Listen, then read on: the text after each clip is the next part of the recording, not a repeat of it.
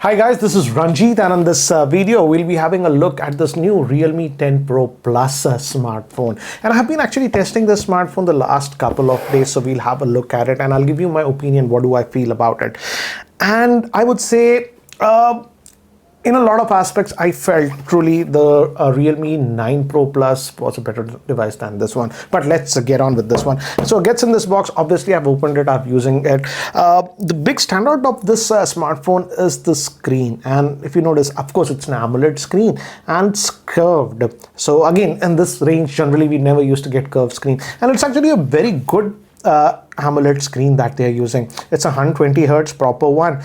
And again, it's very smooth to touch, so, and also it has PWM and it's very high, so it does not flicker or something, so people who are sensitive will be happy. In fact, another thing that I liked is that outdoors also it's sufficiently bright in this price range. Okay, coming to the pricing, this one is priced, we have two variants. One is with 6 GB of RAM and other is 8 GB. The review unit that I have is 8 GB variant, and the 6 starts at about 25,000 and 1,000 rupees more for the 8 GB variant.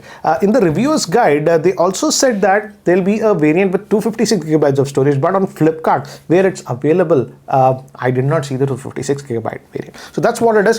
Apart from the smartphone, you also get this charger, and it's written 80 watt fast charging. That's super VOOC. But again, the smartphone supports a maximum of 67 watt. But again, that's plenty, I would say, so not a problem. And also you get this USB cable. So that's what it is. I'll keep the box to the side. So here is the handset. Let me give you a physical overview, then I'll talk about my impressions. What do I feel about this smartphone? And another good thing is that this one comes with the latest MediaTek Dimensity at 1080, and I would say this is the successor to the MediaTek Dimensity 920 SoC, and this is also based on 6 nanometer process, and hence because of that the battery life is also actually pretty good on this smartphone. I would say it's a slight upgrade to the 920, and if you compare it to the Snapdragon, this is slightly close to about Snapdragon 778 SoC. Okay, moving to the handset. Again, the screen is really good, and I also like the fact that it's actually very light, 173 grams, so it does not feel heavy, though it has a 5000 milliamp hour battery. That's the first thing that I noticed. But the front looks really good. You have this curved screen and everything, but when we move towards the back, they have this shiny pattern over it. I don't know how it looks on the screen, but in reality this does not look that elegant. It looks cheap, and in fact it's a royal fingerprint magnet. You have to constantly wipe it every 5 minutes, otherwise it attracts fingerprints like anything. And guys, this is not glass, this is actually plastic. So they could have done a lot better job. I felt the Realme 9 Pro Plus last year had a much better back quality back on this one. Back, if you notice, we have again triple camera setup, but the second one houses the 2 camera, that's ultra wide 8 megapixel and the 2 megapixel macro, and the main is a 108 megapixel. This is a Samsung GM6 sensor, if I recall. So moving on to top, again, the chases is also actually made up of plastic, guys. And that's okay in this price range. Many of them are doing. Yes, you do get some smartphones with metallic chases, but this is having a plastic chases. It has that in-display fingerprint scanner, and that's actually good and not a problem. On the top, we do have a vent here for a stereo speakers. It has stereo speakers, so that's a good thing. We also have a secondary noise cancellation microphone, volume rockers, power on off button, and they give a good feel. Tactile feel is good. Bottom again vent for the speaker, but no 3.5mm headphone jack. Another thing to note is that this does not have a micro SD card, so just 2 nano cents on this one. This is actually empty. So in hand feel, I like it because it's very light, but the back, again, that is something I feel it's very tacky on this one. The general performance is good. It's having that new MediaTek 1080, and it's a fairly powerful chipset. But the problem that I have with this smartphone is that I like the screen and everything. They did it right. Even the in-display fingerprint scanner, if you see, is very responsive. I did not have a problem. And I also like the fact that if you go under the hood, and then I'll talk about some of the things that I did not like.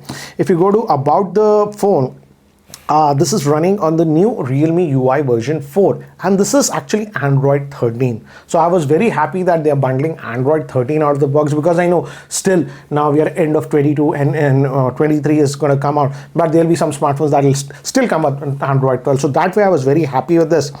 But To be very frank, I did not like what they did with the Realme UI in this phone. I'll talk about that. But again, another thing is that RAM, as I've told you, this is the higher end variant with 8 gigabytes of RAM, and you have RAM boost, and that's enabled by default.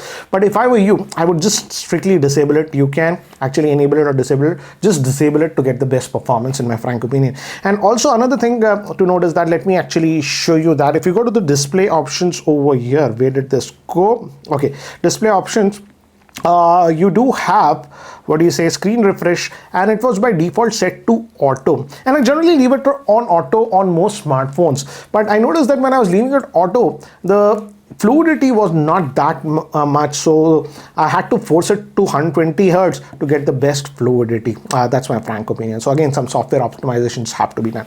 But now coming to the biggest con that I have with this smartphone was, if I just swipe up, notice, okay, let's not even swipe up. If I just go to this one, all this, majority of the apps on this is actually bloatware. I understand many of the mid-range phones are bloatware, but this is priced at about 25,000, and the amount of bloatware that this one has is just crazy. Just too much of bloatware. You have to give a lot of permission, and apart from that, they are also pushing this something called known as hot apps. And to be very frank, randomly it shows apps, and sometimes it shows so shady apps that I feel uncomfortable with this device. And it's actually baked into this, and in fact it also frequently actually sends you notification for that app market, all of this poker, this and that, and you just swipe up, and after some time again one more notification will pop up in this one. So that way, in terms of software, the amount of bloatware and junk and some of the shady apps that they're bundling inside this one is just too much. This reminds me of the Xiaomi MIUI that was about 2.5 years ago, and I used to bash them for the quality of software and the junk apps. And now Realme is actually doing the same thing. Now Xiaomi has actually reduced that drastically if you look at their smartphones for the past 1 year, but looks like Realme is going the exact opposite way. So considering some of the, I can't even show on camera some of the shady apps and the recommendations it was sending with that hot apps and all this thing, I just can't recommend this smartphone to elders or to children. So that's my thing, just too much of bloatware.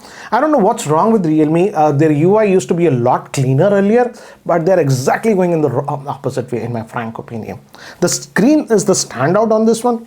Definitely I would say the screen quality is very good. The speakers are also pretty decent, though it does not have a 3.5mm headphone jack, I would say. So that is my only gripe. But let me actually show you the speakers.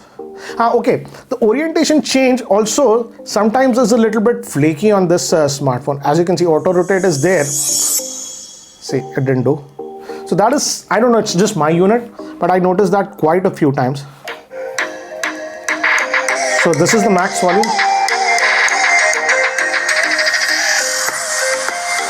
So you have decent stereo separation and everything. Now, as you notice, that animation drop or all things, sometimes the orientation does not work, and there's some choppiness, so they still need to optimize it, I feel.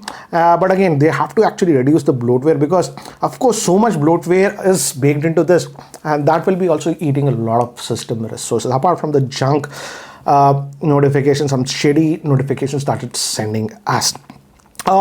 Overall, I would say hand feel was good. The fingerprint scanner was actually good. Now coming to the camera on this one, this is very interesting, because last year's Realme 9 Pro Plus, I felt the camera was a standout on that smartphone. And the big reason for that was they had OIS, that is optical image stabilization, in the camera. Sadly, that is actually removed in this one. If we talk about the camera interface, it's the standard camera interface that you're getting. But one thing I noticed is that right now I have studio lighting. The lighting is pretty good. That's why I don't get any shutter lag. But even in dull, slightly dull, not very dull lighting, it automatically switches very quickly to the night mode. And even when you take casual shot, it will show a delay of quarter second, 2 seconds, like that. That is something that I noticed. And because it does not have OIS, there is a chance of camera shake. So let me actually do one thing, and this is the front facing camera that you're getting on this one. So let me do one thing. Let me actually show you some of the camera samples I've taken with this smartphone. First, let's look at some outdoor shots, and outdoors, as you can see, it actually does a good job. This is a regular shot, and this was with that ultra wide. Another example, regular shot, and this was with ultra wide. Outdoor shots, as you can see, it actually does a good job, and these were taken in indoor lighting, and here the sharpness was not there, and this shot I did not like because of lack of OIS. There was shake, and also look at the background, it's completely blown out. This was regular shot. The background is slightly blown out, but when I move to portrait mode, the background is completely blown out. Shot in indoor lighting, and this was with the portrait mode. The portrait mode is doing a very poor job in indoor lighting. This was with the selfie 16 megapixel camera. This came out good, and this portrait mode shot also came out good, but it does a very poor job. As you can see, the background is completely blown out, and in the portrait mode it is exaggerated. Okay guys, shooting the video with the front facing camera of this Realme 10 Pro Plus. At least in the preview it's looking good. In the photographs it was blowing out the background quite a bit, but surprisingly in the video it's not doing that much. This is very surprising. Generally it's the opposite, so a lot of tuning they need to do, I feel. But this is a video sample with the front facing camera of this Realme 10 Pro Plus smartphone. Shooting this with the rear facing camera of this Realme 10 Pro smartphone, guys, and I'm shooting in the 4K mode, and I'm just going to be walking because this does not have any OIS, so it's just employing electronic image stabilization.